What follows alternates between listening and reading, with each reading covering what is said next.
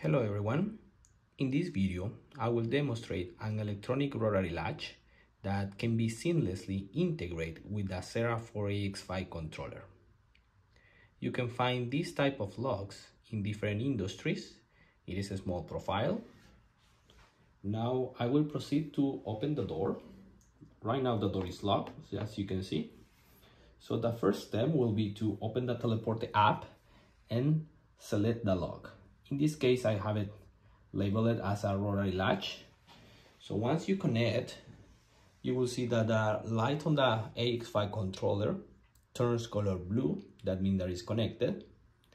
And now, because I have a valid digital key, I can select the option unlock.